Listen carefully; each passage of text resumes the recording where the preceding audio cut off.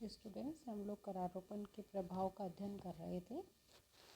उसी क्रम में आज हम करेंगे विभिन्न प्रकार के कर और उनका वितरण। कर आय के वितरण पर भिन्न भिन्न प्रकार से प्रभाव डालते हैं। सबसे पहले हम लोग लेंगे आयकर और वितरण। वितरण के दृष्टिकोण से आयकरों का बहुत महत्व है, क्योंकि ऐसे करों को आसानी से प्रगतिशील या आरोही बनाया जा सकता है।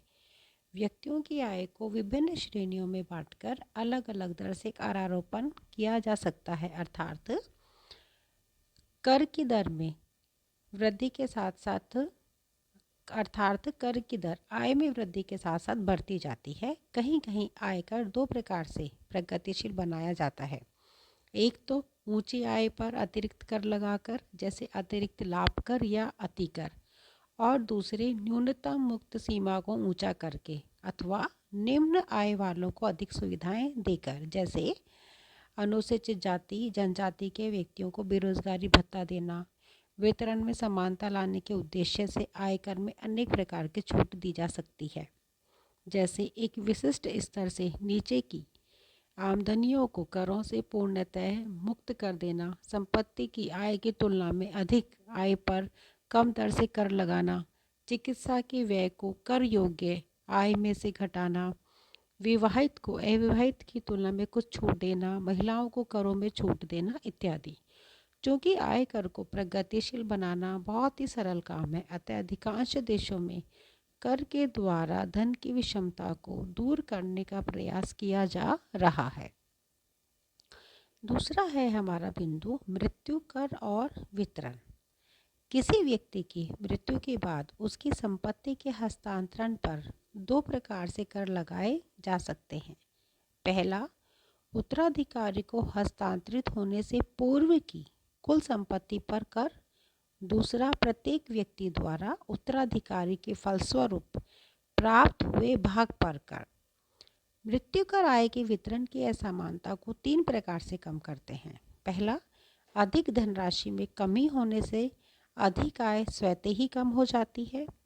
दूसरा, धनिकों पर कर भार बढ़ जाने से निर्धनों पर कर भार घट जाता है।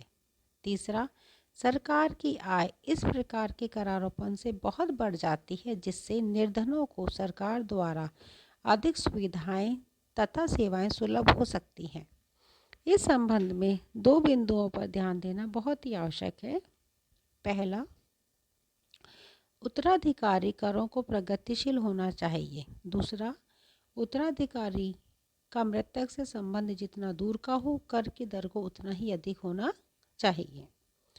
तीसरा बिंदु है हमारा व्यय कर और वितरण। प्रोफेसर कार्लडोन ने व्यय कर नामक एक नए कर का सुझाव दिया। उनके अनुसार व्यय कर करारोपण को करदाता की कर भुगतान करने के सामर्थ्य के अनुरूप बनाने का एक प्रभावशाली साधन है। जिस व्यक्ति का जितना अधिक व्यय होता है वह उतनी ही अधिक कर देय क्षमता रखता है। अतः समाज में धन के वितरण में समानता लाने की दृष्टि से ऐसे व्यक्ति पर उतना ही अधिक कर लगाया जा सकता है। व्यय कर द्वारा व्यक्ति के प्रदर्शन उपभोग को रोका जा सकता है और धन के वितरण की असमानता को भी रोका जा सकता है। फिर है संपत्ति कर और वितरण। धनी वर्ग आयकर एवं व्यय कर से बचने के लिए संपत्ति खरीदने लगते हैं। इस क्रिया से भी वे धनी बनते हैं। अतः ऐसी स्थिति में उन पर संपत्ति कर लगाकर उनकी संपत्ति की वृद्धि पर रोक लगाई जा सकती है। नेक्स्ट है अप्रत्यक्ष कर और वितरण।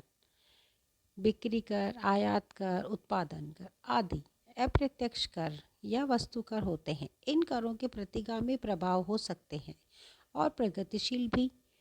अनिवार्यताओं पर करारोपण करने से इनका भार धनी वर्ग की तुलना में निर्धनों पर अधिक पड़ता है।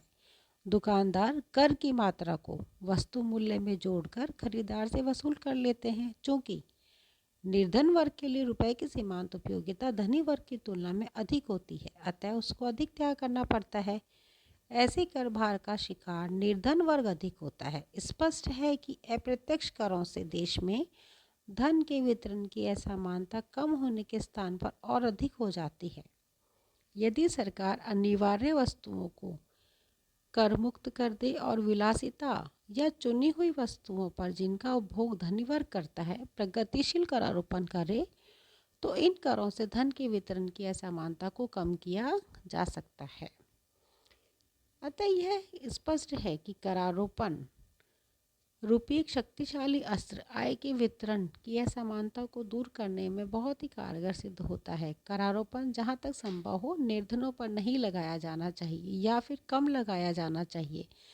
धनी व्यक्तियों से कर वसूल करके उसे ऐसी सेवाओं में खर्च किया जाना चाहिए जिससे निर्धन व्यक्तियों को लाभ पहुँचे, उनकी उत्पादन क्षमता में वृद्धि हो, उनकी क्रय क्षमता में वृद्धि हो और देश में रोजगार की वृद्धि हो। अतः वितरण की असमानता के लिए करारोपण करते समय उत्पादन पर पड़ने वाले इसके प्रभाव को भी ध्यान में रखना चाहिए।